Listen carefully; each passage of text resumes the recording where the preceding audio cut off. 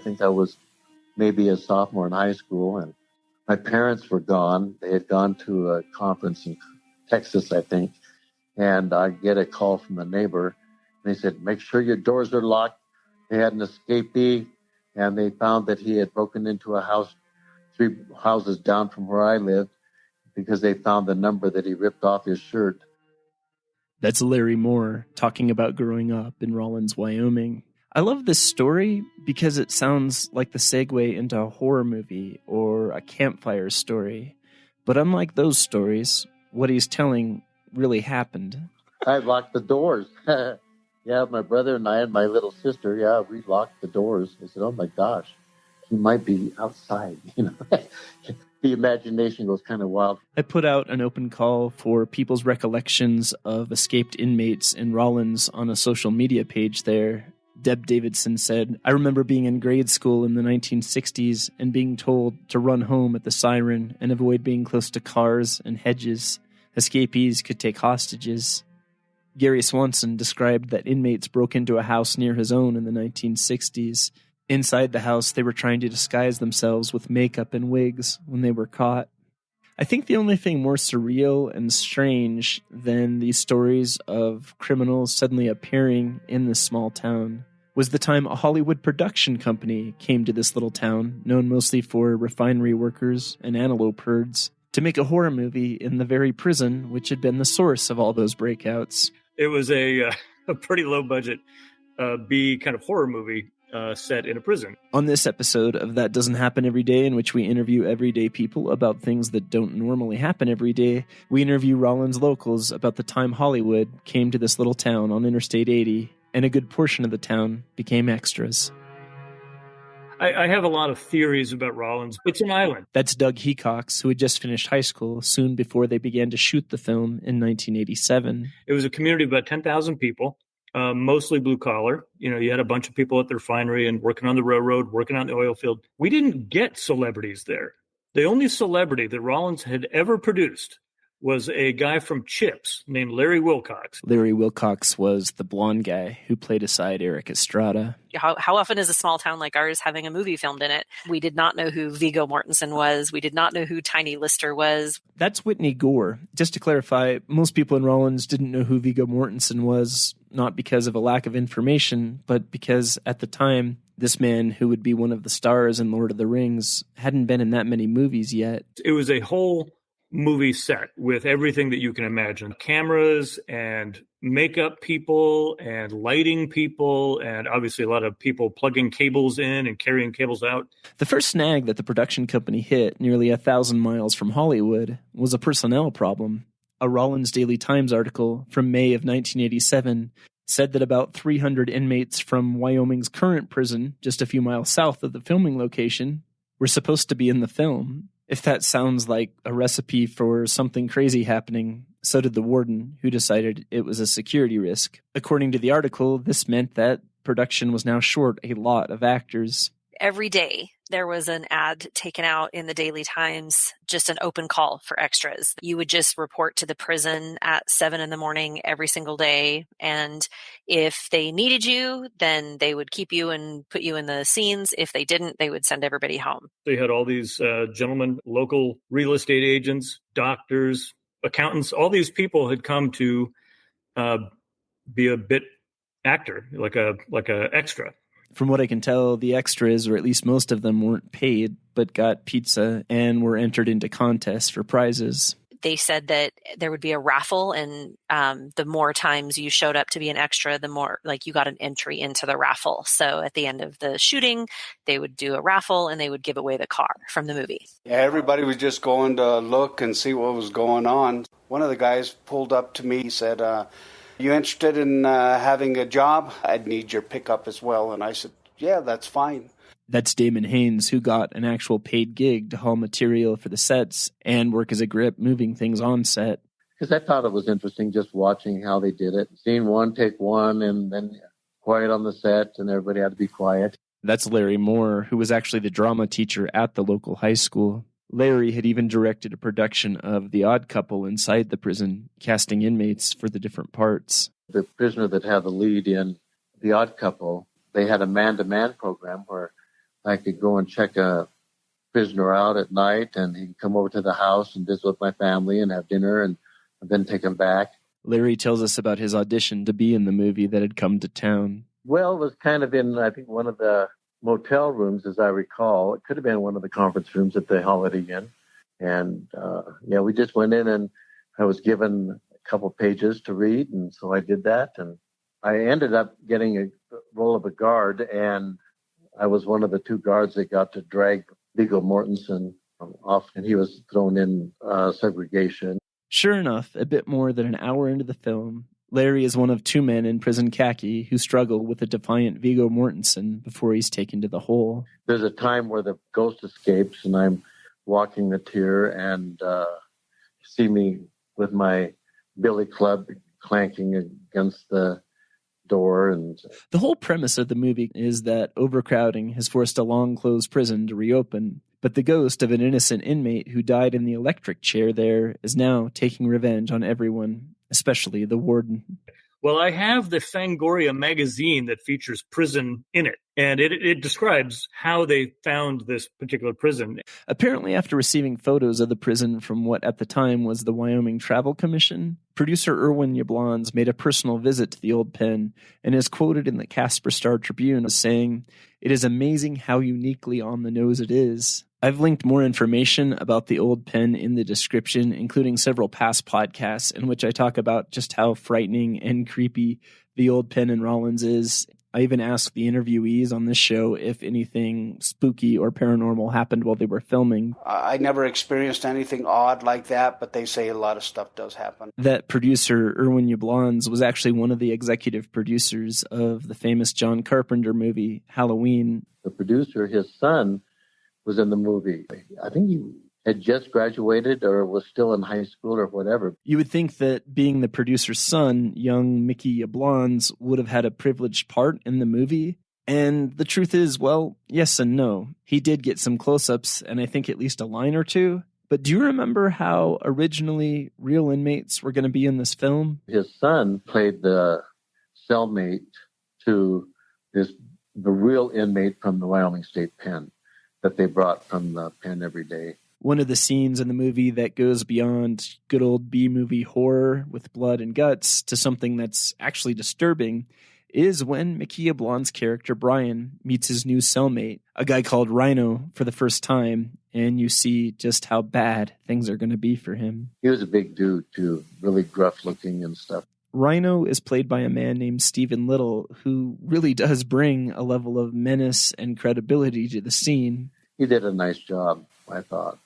I was able to find a Casper Star-Tribune article that said a man named Stephen Little had pled guilty to manslaughter in connection to the robbery and stabbing of a hotel clerk back in 1980 in Casper, Wyoming. He was given a 10 to 20-year sentence, so it is very likely that Rhino was played by the same inmate. There was a lot of waiting around. I think the thing I remember most about being in the movie, sit and wait, and then all of a sudden, okay, we're going to do this. Let's run it once. And so we run it once and then practice it once, and then they shoot it. And it was lucky if they even filmed maybe 2 minutes a day, if that.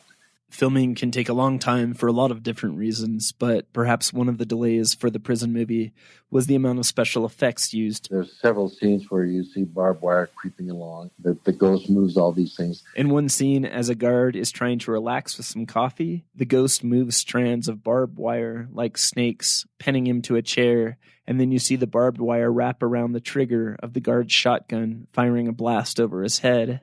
Of course, you do have to wonder if the ghost is capable of doing all this, why he didn't just pick up the shotgun directly and pull the trigger with his ghost finger and actually have a better aim. But anyway, the scene culminates with the guard, who is bound with all this barbed wire and completely tied up to the chair, being shot straight up into the ceiling. And then suddenly the chair shoots through the ceiling up into the floor of the warden's office, kind of freaks him out.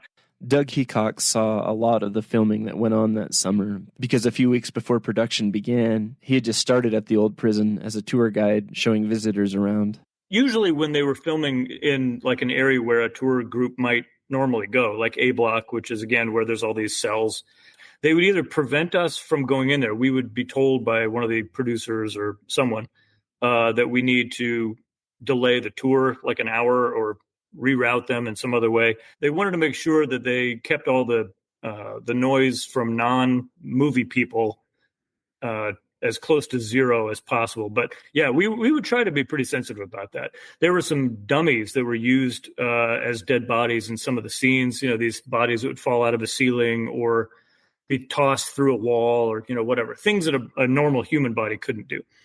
And so there were a lot of these things just laying around. So my tour guide buddies and I would make use of them in creative ways. So when I bring a group through, one of my buddies would go ahead and he'd wait for some key moment in the tour, and then he'd toss like a dead body off of one of the upper tiers down into the near where the tour group was, make the crowd a little freaked out. And we did it a lot. It wasn't like a one-off. We did it a lot.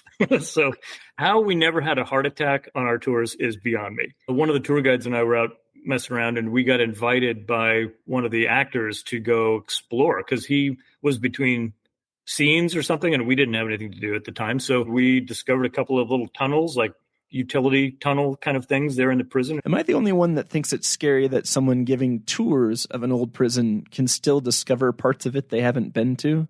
The truth is, when it was an operational prison, there were accounts of inmates that went missing, but who never left the walls. They just hid in different places in the building. Doug's story gets more interesting as he got to know the actor they were with. He was just a regular dude. He had some scars around his neck from, stuntman work, but he was also Jason Voorhees. That's right. This friendly actor who liked old prisons was Kane Hodder. In the prison movie, he played the ghost that was killing everyone, but he's actually more famous for playing Jason, the hockey mask-clad killer in about 4 of the Friday the 13th movies. I didn't realize until later that's who I was hanging out with. But yeah, perfectly nice, perfectly normal. This encounter made me wonder how the Hollywood people in general treated the Rollins people. I don't recall anybody yelling or being rude to anyone. I thought they were all very nice. Damon talks about meeting Tommy Lister, who would one day go on to play the president of Earth in The Fifth Element. But in Rollins, this 6'5" actor did a good job playing an inmate called Tiny. You first see him, you were intimidated. He's a huge dude. I don't know, 6'5", in between 6'5" and 7 foot, real big and real muscular guy. And we played basketball with him. Pretty nice guy. I liked him. One day, a very famous star showed up to the set. Yeah, I was pretty excited to see her especially when you seen The Exorcist, and it's like, oh, there she is. It was Linda Blair, who at the time was in her late 20s, but had played the part of Reagan in The Exorcist, the little girl possessed by the devil who vomits green pea soup everywhere. I thought, I wonder what she's going to do in the film, but she wasn't there for the film. They say Linda Blair actually came to Rollins to see someone who she was dating, who was involved with the film. I can't get a straight answer on who exactly it was, though. She didn't do any acting. She just spent time around the set and stuff, so visiting with people. She was really, really nice. When I visited Damon's house for the interview, he showed me a picture of his younger self smiling next to Linda Blair, who, although not being in the movie, really does still look like a movie star. We played volleyball down at the motel where they were staying. I think my favorite story comes from Whitney Gore. And when we saw him, he was walking like Frankenstein. Whitney came home from a dance camp and found her father, whose day job was working at a refinery, walking like it hurt to move. And my mom immediately was like, "What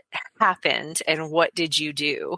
And so he sat down and he told us the story, that having seen in the paper that they were still having a call for extras, and my dad had a couple days off. So he thought, you know what, I might as well go check it out. I have nothing else to do. It's my day off. And so he showed up to the prison at 7 a.m. There was a large group of people, and a production assistant comes out and says, "Okay, everybody, here's the scene we're doing today. There has been a riot in the prison. They have shaken down all of the cells. You as the prisoners have been up all night, standing in the yard. So if you will all take off your clothes and get down to your underwear, we'll get started shortly." And everyone, kind of looked at each other like this is a joke, right? Like Wyoming's not the type of place where people are just hanging out in their underwear. So they were like, no one wanted to be the first one to take their clothes off. But next thing you know, people started taking their clothes off. And my dad was very grateful he remembered, the golden rule that you never leave the house without clean underwear, because some people did not follow that rule. And he made a comment that I've seen some holy underwear in my days, but there were a lot of holy underwears that day. And my mom is just looking at him going, so you just stood in your underwear for 12 hours in the sun? And he goes, well, yeah, somebody would come by and spray us with suntan lotion or sunscreen every now and then, but I didn't think anything of it. And he was horribly burnt, basically. It was full of Rollins's finest. You had all these guys that probably had never taken their shirt off at the beach. So there they are in Rollins standing in this yard all together, hundreds of them in their jockey shorts. Things got even more fun when the film was completed and was shown in the theater in Rollins. They did a premiere in Rollins. We all went and we were all excited. Everybody showed up to see this movie in the theater, hoping to see themselves or their father or their neighbor or their minister. All of them were basically inmates or guards. I didn't tell anybody else what scene my dad was in. And so, there was a lot of excitement, a lot of fun, and everybody was just kind of talking through the theater, oh, there's this person, and oh, there's this person. And it was kind of fun. Having known what my dad said about the scene that was coming, I sensed it was coming. And so I just was like, I'm just going to be quiet because maybe he won't be on the scene and there won't be any big deal. However, on the big screen, there is one man right in the middle that looks like he's wearing sunglasses, and it is absolutely my dad. And so I kind of just slunk down in my seat, and my friend sitting next to me kind of hits my arm and says it very loudly, Whitney, isn't that your dad? I was like, yep, yes, it is. My high school principal, was one of the dudes in his underwear. And so everybody got to see for themselves, full display in larger than life, literally. So yeah, it was pretty funny to see all those. And there was always a lot of laughter because everybody in the audience knew someone on the screen. It was fun. It showed me that being an adult can be fun. You don't have to necessarily wear a tie and become an accountant and slog your way through your life until you're 60 and get a gold watch. You can do fun, weird, unusual things as a grown-up, and it's okay. And I think that was my takeaway. Today, I'm leaving you with the audio of Whitney watching the movie with her husband, who hadn't seen it before, as they look for shots of Whitney's late father. Oh, there he is again. There he is. Look how red he is. Oh, there he is. Oh, buddy. He's so burnt. Oh, my. He's in a bunch of scenes. Yeah.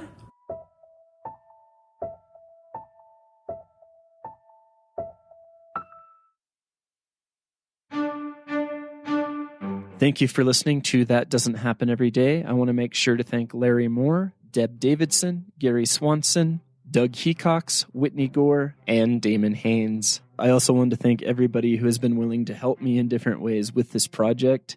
My apologies to anybody else that was in the film that I wasn't able to interview. There are so many of you. I'm sorry I couldn't get everyone. I want to give a quick shout out as well to Kalia McCuddy of the Carbon County Museum. Thank you, Kalia, for helping me get in touch with people when I was working on this. They still give tours of the Frontier Prison in Rollins, and I've included a link in the description so you can find out how to get on one.